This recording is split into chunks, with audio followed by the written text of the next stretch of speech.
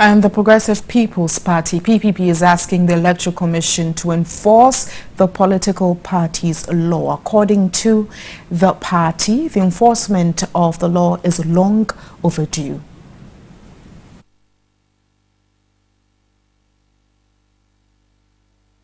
The PPP will resist any attempt by the Commission and any other entity that may use unorthodox criteria for assessing political parties. We believe that the use of parties with representation in Parliament by organizations such as the IEA, Star Ghana, some media houses, and now the EC to legitimize political parties is a constitutional aberration and an affront to the laws governing the conduct of political parties in Ghana. These organizations should desist from promoting a two-party debate for the 2016 elections, since it is potentially a subversion of the 1992 Constitution, which provides for a multi-party democratic state. What will the reaction of the people of Ghana be if any other entity sponsors or promotes a one-party political system by using a definition outside the law? This step being taken by the EC is welcoming to the Progressive People's Party, since the electronic transmission of results is a major component of a full electronic voting system. Much as we appreciate the progressive step taken by the EC to implement some of our recommendations, we are uncomfortable with a number of issues.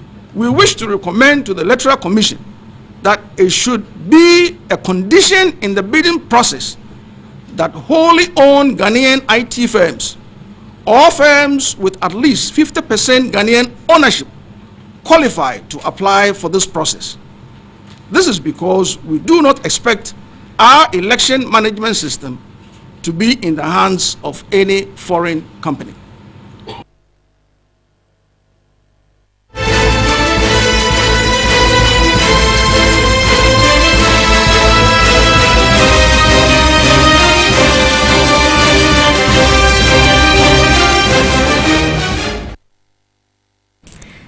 You're still watching MiddayLive, and we're focusing on the PPP and their concerns raised. And I do have in the studio this afternoon the PPP communication team member, and he's also the candidate for Infantsiman, that's Kwabena Okyere.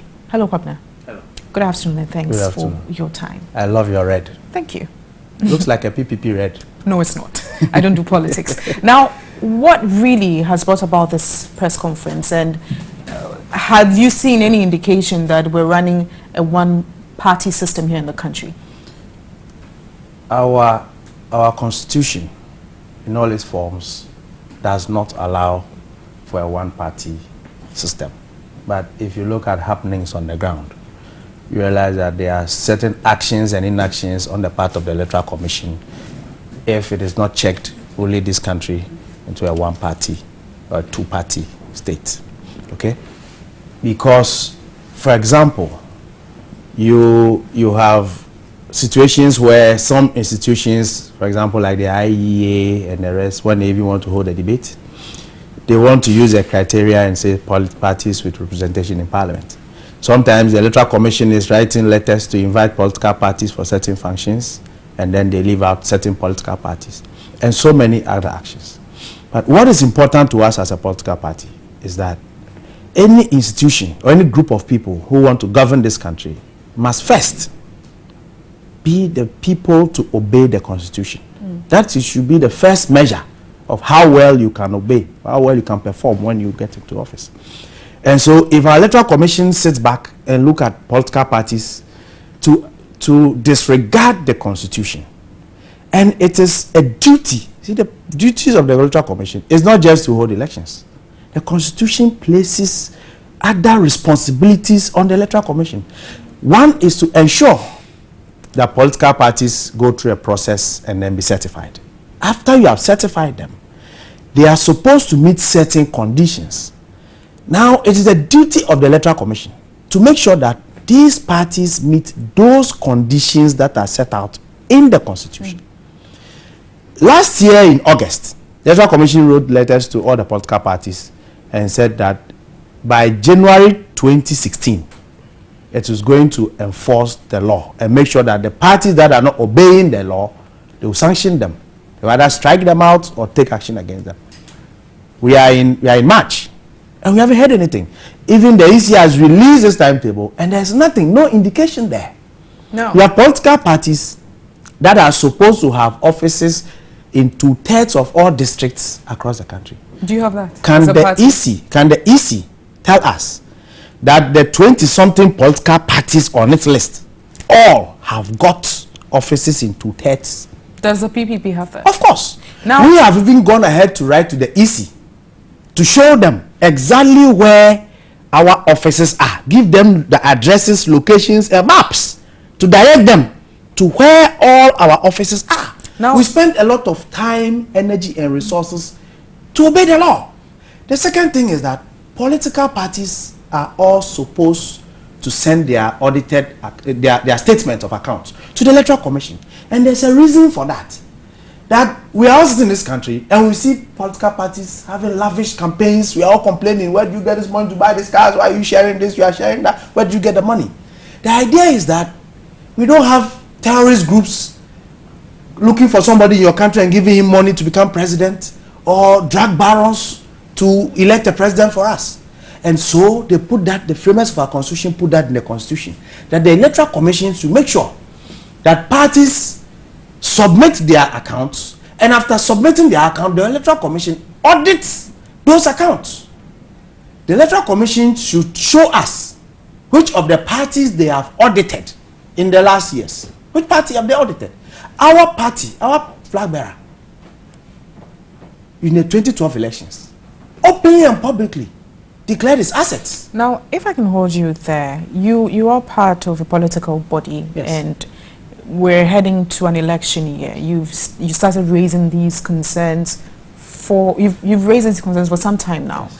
Have you met with other political parties to discuss this issue as we head to election 2016? And secondly, have you also met with the EC or even written to the EC to share your concerns with them?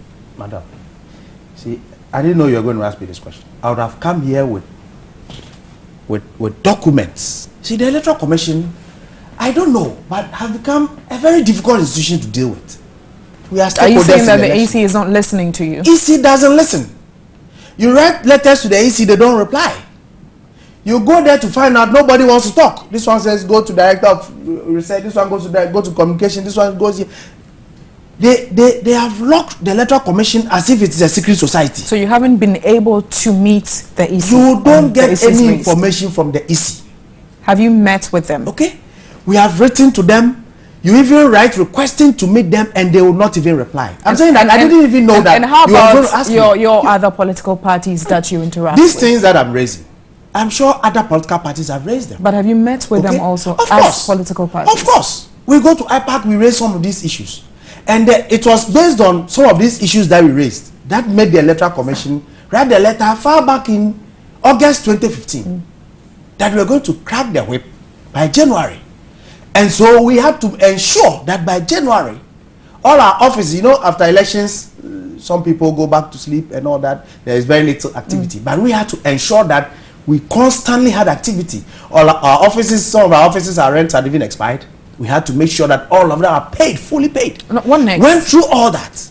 And then we are in March, we are getting to elections, nothing done. Then we go into election 2016 with 26 political parties on the long list. What next? What would next you do? is What that action would you take? We've just reminded them. We'll keep writing to them. If it means you have to go to court, we will go. And we'll take all steps to make sure we push the necessary reforms. You know, and it's not just about even the enforcement of the political parties law. We've been saying, after 2012 election, we're the first political party to write the Electoral Commission, asking for electoral reforms.